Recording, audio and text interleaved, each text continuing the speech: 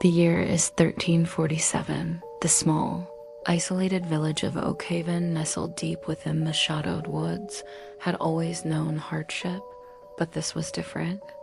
It began with a cough, a persistent, rattling cough that seemed to steal the very breath from its victims. Then came the fever, burning hot, followed by grotesque swellings that turned black as night. The plague had arrived. Fear, thick and suffocating as the stench of sickness, descended upon Oakhaven. Families barricaded themselves in their meager homes, the once lively village streets now eerily silent. The church bells, once a comforting sound, now tolled incessantly, marking the grim passage of each soul claimed by the pestilence. Old Ilara, the village wise woman, spoke of a whispering shadow, a gaunt figure with eyes like hollow pits, said to roam the land, his breath carrying the sickness. Others whispered of God's wrath, a punishment for unseen sins. Anya, a young woman known for her sharp mind and unwavering spirit, refused to succumb to despair. Her younger brother Thomas had fallen ill, his small body racked with fever. Desperate, Anya sought a cure, venturing into the deserted village and the ominous woods beyond. She found only death and fear. Empty cottages stood as silent testaments to the swiftness of the plague. In the woods, the rustling leaves seemed to whisper the names of the fallen. One evening, while scavenging for herbs, Anya saw it, a fleeting shadow at the edge of the trees, tall and gaunt, disappearing as quickly as it appeared.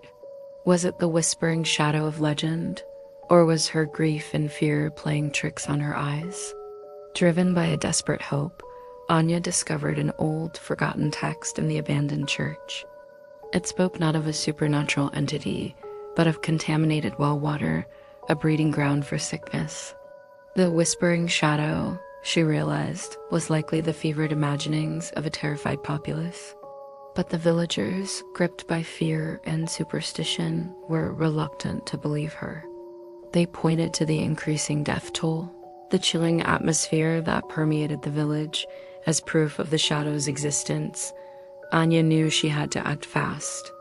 With the help of a few brave souls who trusted her, she ventured to the village well. The sight that greeted them was horrifying.